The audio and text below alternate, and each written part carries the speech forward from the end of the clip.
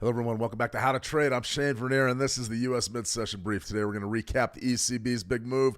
We're going to talk about the U.S. non-farm payrolls tomorrow, but one of the things we're going to talk about today is our news cycle. And it seems like every single day we have another huge economic event, and something happened today that we wondered if it was going to happen. I sort of said it might happen. In private, I've been thinking it's going to happen, and it's happened. And it's one reason why the U.S. dollar right now is under some serious pressure, and this isn't going to be a huge headline. You're not going to see this on CNBC. You're not going to see it on Bloomberg, but I'm going to break down the situation for you, and I'm going to tell you right now why this is an incredibly difficult market to get on top of.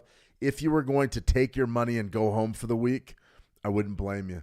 This is absolutely brutal. All right, let's get right out to price action. Good to see you, Tuku. Welcome back. Welcome back, everybody. We got a lot of folks drop in every day to catch the stream. This is our US 100. Now, remember, this is a good trade follow-up. I've been watching this forever. I called it our pet rock. It's on the move now, and Elvis has left the building. I want to really break down what happened here. Essentially, we had a 20,375 buy, and we were looking for about 600 points. It was too ambitious. It was too much. We only got about a 300-point move on this, and right now we're starting to trend, and we're starting to trend south. This was our key zone, our 38% on the monthly. Nice Fibonacci retracement sequence there. That was our entry, and you can see that we've really had a couple of real good runs. That was about 150 points. This one right up here, our high, was right up around 20,683. That was about 300 points, and then you got another chance at 300 points. In my opinion, it's a good teachable moment. In my opinion, if you're in a trade and you say, okay, I'm going to pass on the 170 and I'm going to take a draw, and then it runs up and gets you something like a 300, boy, you really need to think about taking the money or moving to break even. But let's say if you even let that run, you can see you traded positive and then you sold off again yesterday, and then you got the big rally yesterday afternoon. I mean, if you're not taking profits there, I don't know why.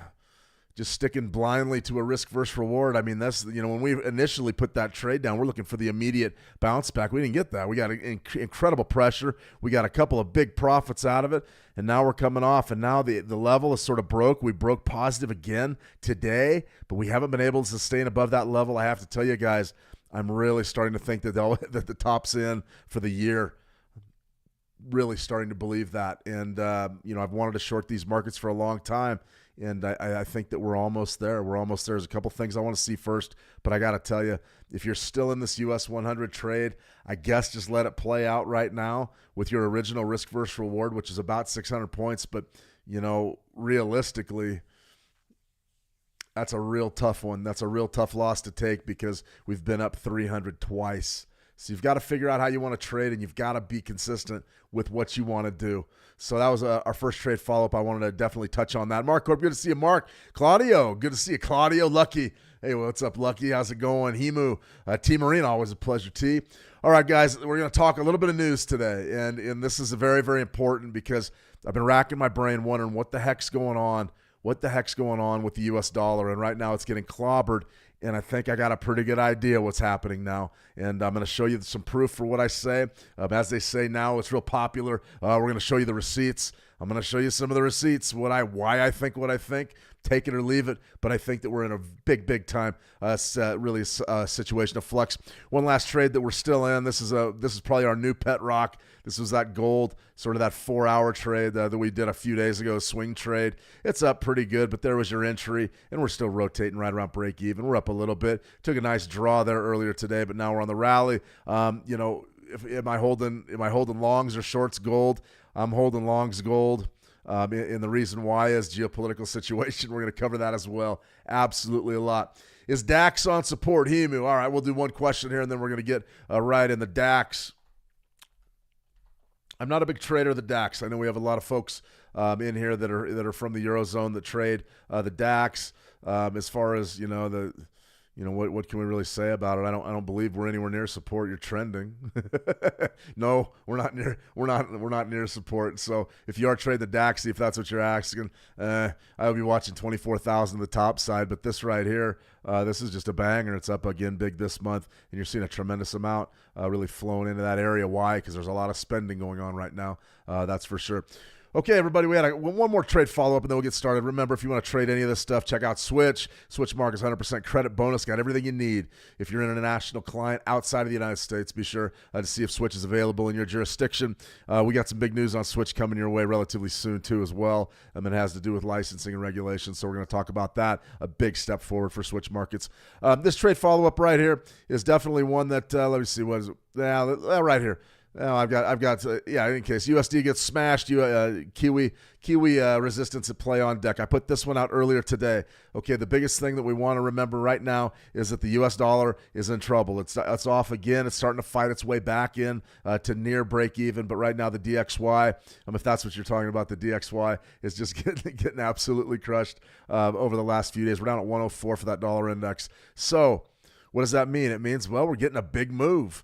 Hello, Shane. The DAX is best traded at the London sessions. Yeah, RH, I'm sleeping during the London. I got to be honest with you. I've been to London, though. But London session rolls around. I'm sleeping. It's time for me to get some rest. In any case, Kiwi trade. I'm usually up and awake for this onset of the Asia-Pacific session. This is interesting to me. We're getting a big move out of these majors against the U.S. dollar right now. We've got a 38% on a monthly time frame coming into view. So that was our trade idea for today. 58.45, about 100 pips away. Don't be shocked if we get it. We could get it as early as tomorrow on that U.S. NFP report, which we're going to talk a little bit more about. So definitely wanted to touch on that trade idea. Week 10, 2025.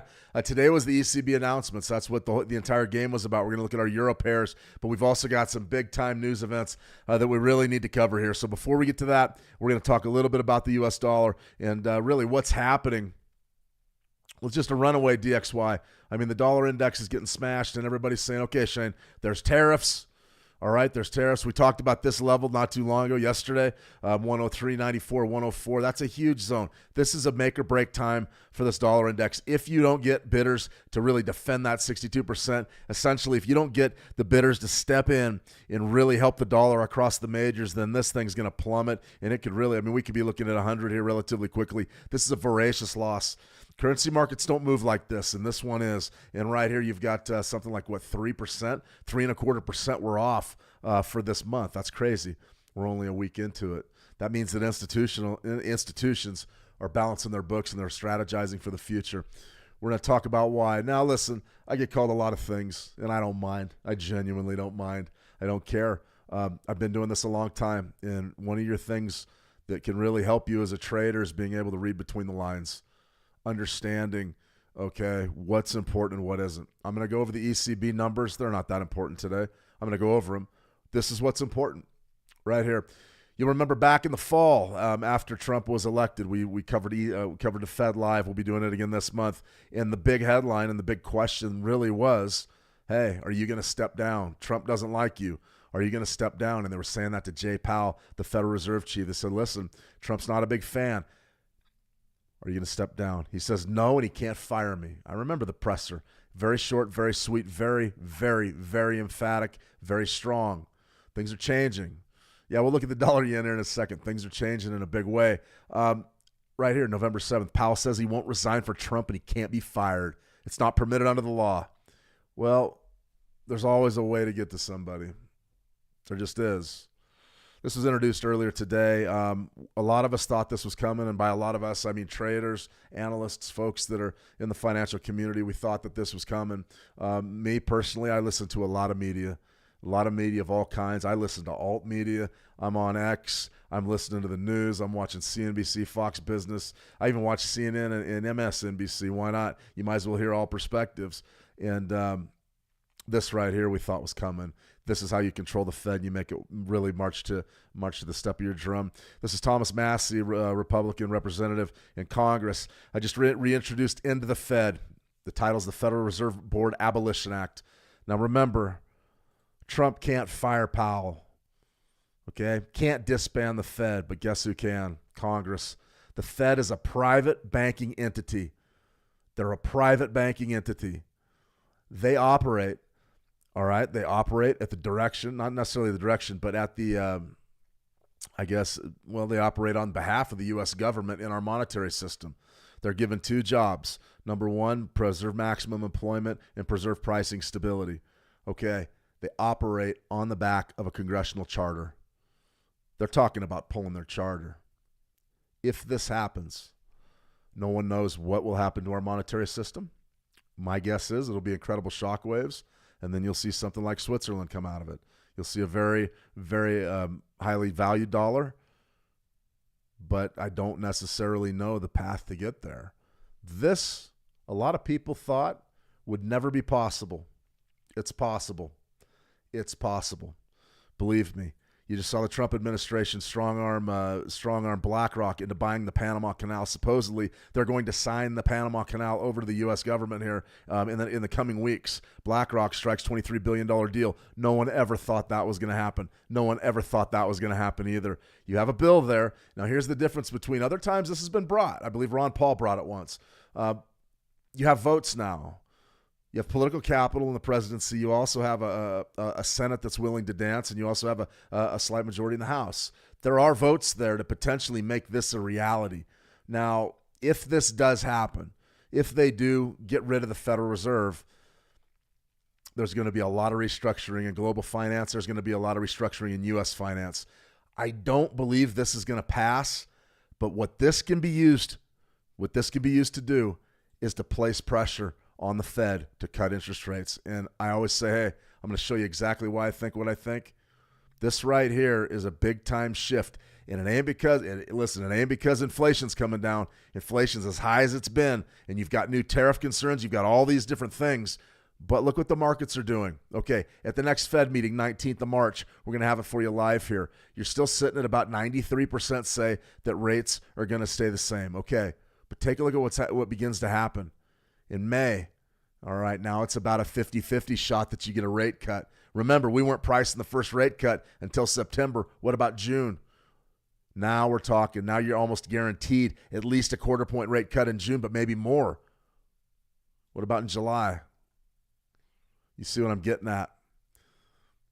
That was a salvo. Introducing that bill to decharter the Fed was an opening salvo against monetary policy, and essentially to make the economic machine go, you cut interest rates, and that puts more money in the system. Right now, it's not the right thing to do with inflation and consumer pricing where it's at. Trump's depending on energy costs. He wants to reduce energy costs, and he also thinks the tariffs can make up for a lot of different things regarding purchasing power. He actually believes the tariffs are going to control inflation. I don't know, and to be honest with you, nobody knows. We don't know what's going to happen here, but we do know this. The more money in the system, the more economic growth you have. The real question is how much money in the system's too much where you don't have pricing stability. That right there is the game. This bill can make this guy right here do some of this stuff. Look where we're ending the year at in December. We're not talking about just a quarter-point rate cut. We're talking about coming off maybe another point. That's fascinating. That just happened. So I was asked earlier, says Shane, why is the U.S. dollar just plummeting? That's why. They believe that the Trump administration and Congress is going to be able to strong-arm the Fed into cutting interest rates. I personally didn't see any rate cuts for this year. I am fascinated to see what Jerome Powell says at the next Fed meeting. He's the best at saying nothing at all. He's better than me. I'm curious what he's going to do. I really do. All right, let me see label game. My question for you is how many financial markets should a complete beginner trade when they're just starting out? Well, I mean, that was real complex what I just went through, but I would start with one or two markets. Get good at one or two things, understand everything there is to do about it, get a good technical approach, and then get used to trading them flawlessly. One or two? Honestly, I'd say one. Start, if you're a complete beginner, one. You don't need to have all this stuff going over here. You don't have to understand anything I just said either. Just pick one of these, get a strategy, and get good at trading it. There's no rules. In any case, right now we're trading at an absolute huge level there. In the DXY, we're also trading, on that US 100, we're trading at a huge level. If, in fact, that goes, it looks to me like that's going to go, then we're going to see major repricing of all assets across the board. As far as gold goes, gold, I would much rather be long than short. I still believe we're going to hit 3,000. And believe me, the more that this goes down, the dollar goes down, more than likely the more gold's going to go up. So keep watching this market and keep watching this market. Those are the big ones, and you're seeing U.S. equities taking on the chin right now. It's going to be an adjustment period. We're talking about major shifts in really the global order, the global financial order. That's about all I can really say about it. Okay, Euro Yen. This was interesting today. Earlier we had the ECB announcements. This is a 5-minute chart, and this is a good look at our 5-8-13 EMA crossover strategy. And right here, this is really what happens when you get a big-time event. When you get a big-time event that really takes market sentiment and shakes it up, boom, you get a huge candle. That's a 5-minute candle. You'll notice the influx of volume was huge right on the ECB announcements. And what happened? You had a downtrend going on your 5-8-13. There was your crossover. You had your close, and you were rolling, making money. And then they dropped the bomb on you, and it completely poised a reversal. Right there was your crossover right there. So you could have potentially got long and caught this big bullish move today, at least that initial big bullish move. And then we saw the crossover back down. So why did all that happen?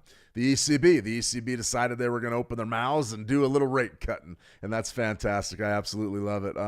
I think that the rest of the world is cutting interest rates. We're in an interest rate cut cycle. You're seeing all, the RBA is cutting, Canada's cutting, the ECB is cutting, everybody's cutting. And the RBNZ, New Zealand was cutting. The Fed hasn't cut yet. The Fed's the laggard of the party. So we really wonder, when's the Fed going to start cutting? Well, we just went over that.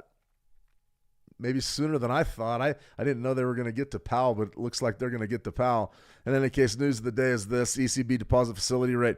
These are the three big interest rates. There's your deposit rate, there's your lending rate, and then sort of there's your prime rate. So what you've got there is 25 basis point reductions in each one, and I think that that's an interesting type of a move. I don't know that I would be making it right now because inflation's still running very hot globally, but no matter.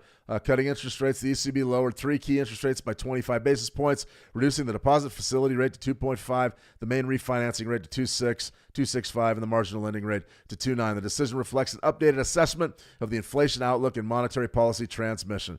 So essentially, they believe that inflation's under control, and you'll see over the last year or so, that's real. The last couple of years, pretty much the post-COVID era, you can see just the interest rate hikes as we came out of that 0% environment.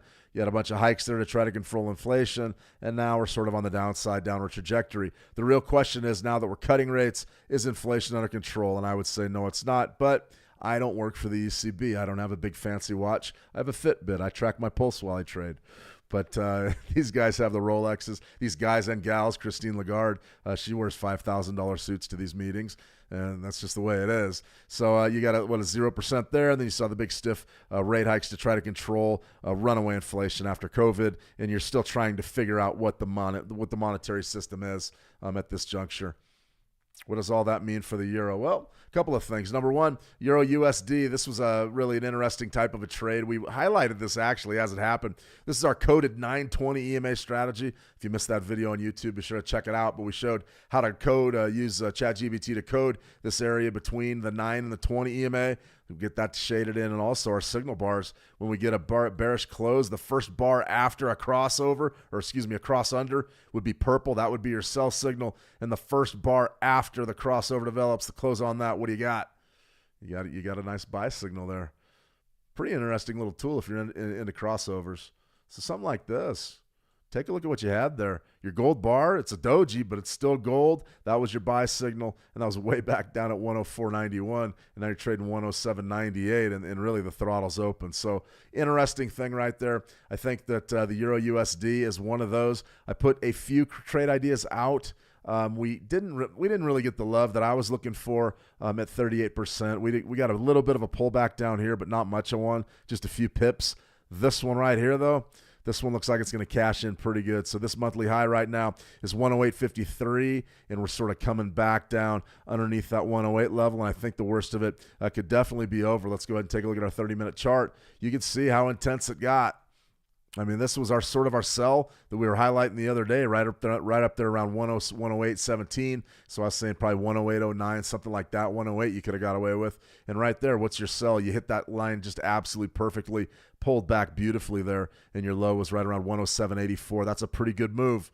That's 16 plus what, 17? That's 33 pips from our entry point. If, in fact, you shaded down to 09, you still did pretty well. You did 25 pips. We went up and hit it again and again and again, and then we came back down for a max move of right around 80. So that would have been roughly, 36 pips, somewhere in there, 37 pips. I think that the getting's going to get pretty good now, though. if I was in one of these crossover trades, don't be afraid to take the money. You can see sellers are stepping in right here. Nice compression break. Now that zone looks to me like it's holding up very nicely. Would not shock me at all if we trade right down in here. If I was holding right now, I got to tell you, I probably would rather be holding shorts here. But that's my own opinion. Doesn't necessarily make it so. And right now your indicators are telling you to stay long, especially on the 920. So it's all about how you trade it and how you want to do it. Mark Corp, it's never boring, is it? No, there's so much going on. We haven't even talked geopolitics just yet. All right, let me see. What else we got? We got a few more questions here. I'm way behind, guys. RH Knight, how can one befriend good old Jerome Powell? That's the question I've been asking myself. I don't know. I think I saw him at like a Grateful Dead concert. There was some tape of him sort of being an old hippie guy. maybe hang out at a Grateful Dead concert and buy him a tall frosty beverage. He might like that, or maybe something else, maybe some other form of recreation. I don't know. I don't know how you befriend bankers. I've never really been friends with one. I've worked with them a lot, and a lot of them are nice folks. I tell you what, though, I give you this one. I remember this from college. We had a banker that was teaching our banking and finance class. And I remember he would come in and he'd be dressed to the nines, just in his suits and things. And he taught us a few things in that class. A bunch of it was how to value current liabilities versus current debts and all these different ways that banks keep a balance sheet. And that's fine and dandy. And I remember the only thing I really remember out of the class was he said, listen, when you sit down with the bankers, the person on the other side of the desk is not your friend. And that stuck with me. 25 years later, I just go, wow, the person on the other side of the desk is not your friend. And I laughed. I still laugh about that because he was a big-time banker, and he ended up being a born-again, chose a born-again Christian. He got out of the game completely and wanted to go teach banking as opposed to practice it. And that taught me a lot about what exactly banking really was. I don't judge anybody. If you're a banker out there and you want to trade, great. My guess is if you're a banker out there, you're probably already trading in one way or another. But the bankers, how do you make friends with them? I don't know. Buy them a beer maybe. Let me see, Himu. I'm going to try this 5813 EMA tomorrow on the Euro USD after seeing your video again. I tried it on the gold on the 5-minute, but I think I should watch your video in slow mode and then again back test. Remember, with these crossover strategies, the shorter the time frame, the more, the more variance you're going to see in your returns. And the reason why is I'm putting a video out next Tuesday. Hopefully we get it done for next Tuesday, maybe later. It's going to give you 3 times when your crossover strategy is really going to struggle. All right. And it's a good video to watch because it answers a lot of questions that I've got repeatedly. And to be honest with you, Himu, if you're going to trade this, a 5813 on a 5-minute chart is a real short time frame. If you're going to do it, you need to make sure that the markets are active, and there's a lot of people trading them. Highly recommend only trying something like that, probably during the London-U.S. overlap.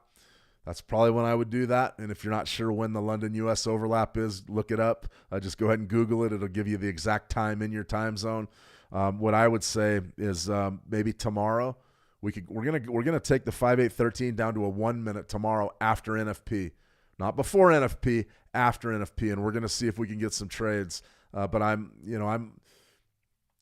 5-minute chart's a very small time frame, and if you're using crossovers, you're gonna be making a lot of trades, which a lot of people love to trade. Personally, I don't particularly care if I'm in a trade or not. I like the research and really watching how things set up and develop. Good question, though, Himu.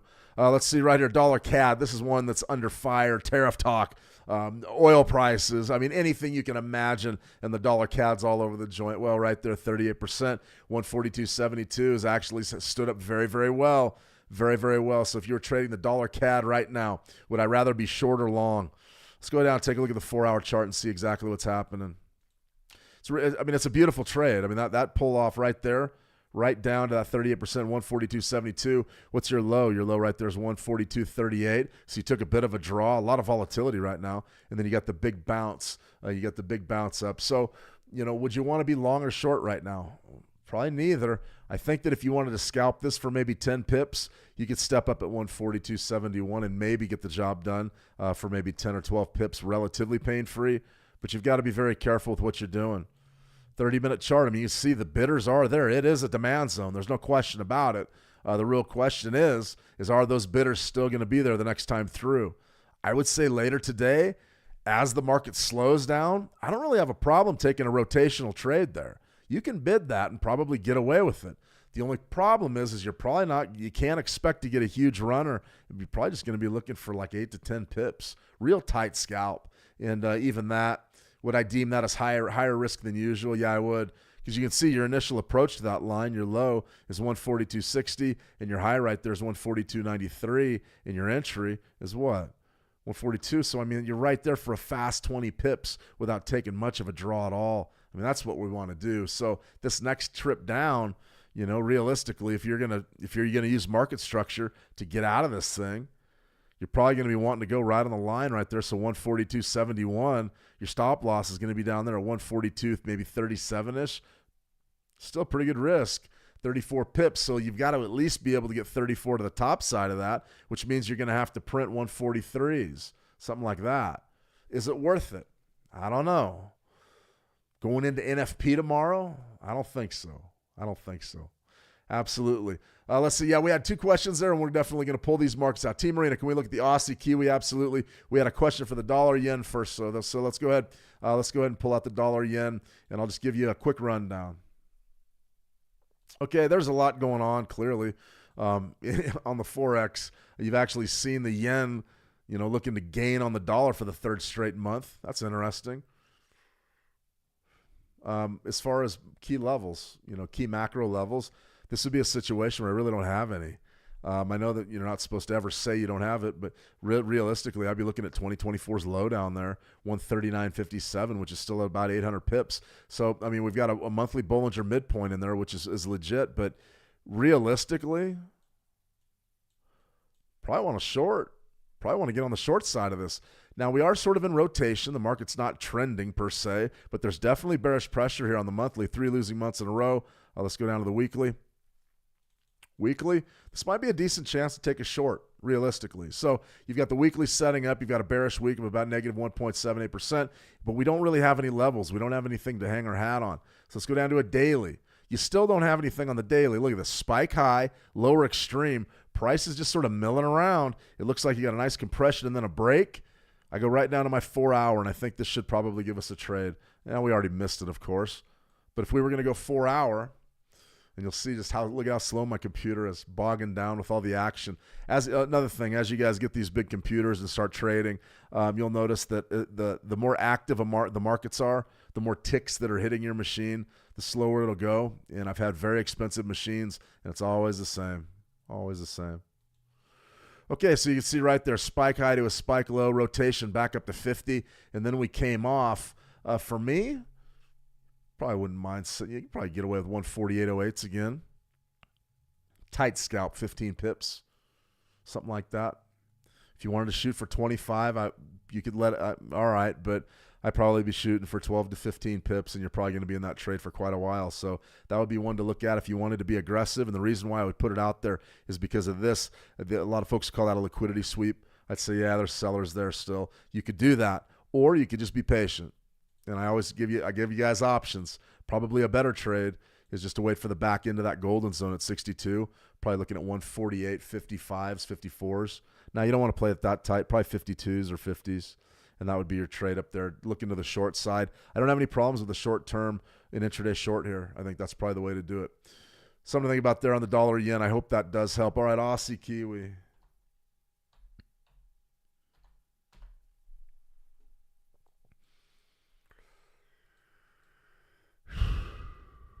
Inverted hammer. Hanging man. A lot of folks call that a hanging man. We're ranging around. Let me just go ahead and see if we can get market state. I always do things the same way with my progression, always. And the reason why is consistency is king. If you're going to break down markets, you need to break them down using the same type of framework. Once you get a framework, all right, right there. So spike, that's a decent level. So I'd be watching 110.30s to the downside as being legitimate support. I don't like this at all. It's not much of a wave structure, but it is very choppy. And what I do like in these choppy markets, especially if you get a pronounced swing low and a swing high, you get a nice spike and a nice spike. The rotation, look at the bodies of these candles. 62%, 110.30. That's going to be pretty staunch downside support. Do I want to be long or short right now? price has to break. I have to see something. So I won't even go any further down the chain. We can look at dailies, but it's not very good. See this? Nice big hammer there. It's not very good. So if I had to make trade recommendations for this Aussie Kiwi, this is in my Fibonacci counterpunch videos, converging indicators. When I get my levels to line up, typically that lends credence, especially when they're from different time frames. It means that fractal nature of the markets is intact. The market does, in fact, have structure. But that area right there, 110.61, right there to our monthly 50% would be 110. Let's see, 110.58 to 61. You could probably get away with a short right in there.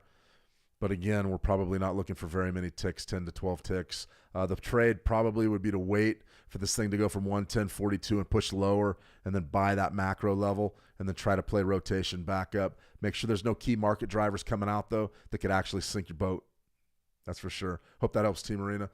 Lebo, may I ask, how does one trade multi-time frame? Yeah, I mean, that's a large topic, Lebo. What you would do is exactly what I did. You'd go to, say, the monthly chart.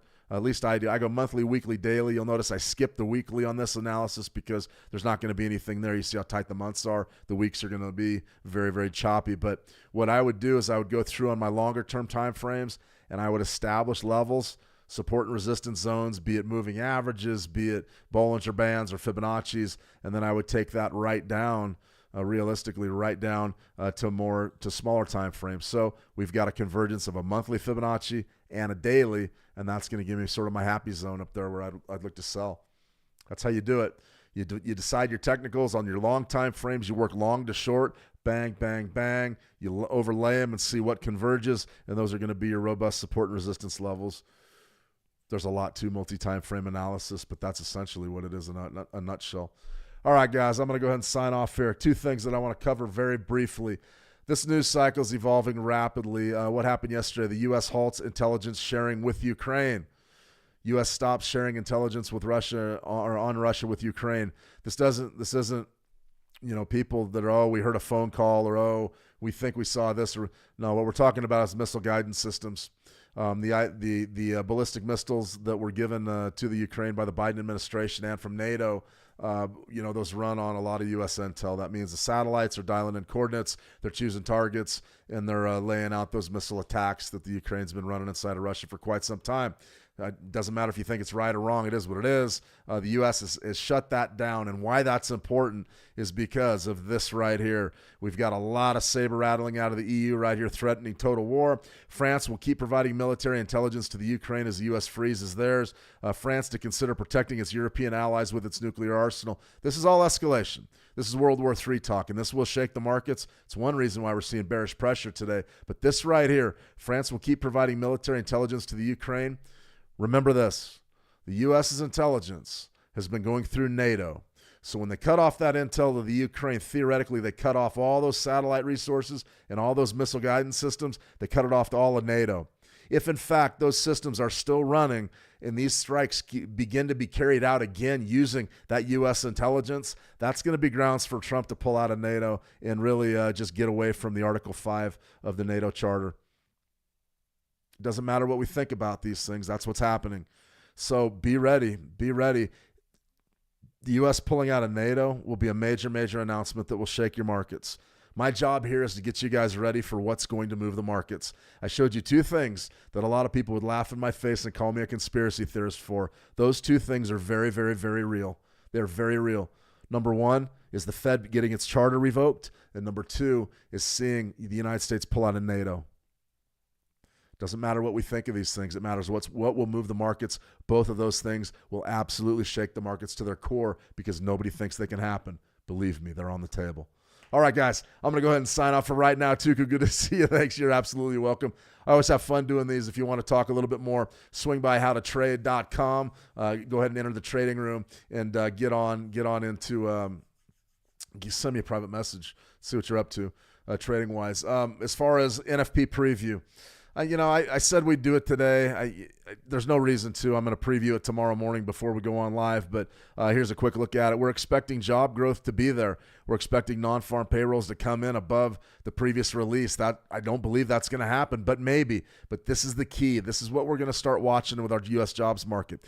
Government payrolls versus manufacturing payrolls. Now, this manufacturing payrolls is a very small number. Very small. This government payrolls, this thing's going to go down big, and you're going to start seeing manufacturing payrolls creep up if, in fact, the new economic policies are working. If they're not, then we'll see a bunch of disjointed numbers and not know what to do with them. All right, guys, I'm going to go ahead and sign off for now. You're absolutely welcome. Trailblazer, you're welcome. RH, thanks for coming by. Lebo, you're absolutely welcome as well. All right, guys, that's a wrap. Have a fantastic trading session. Trade the action well, and we'll talk soon. See you.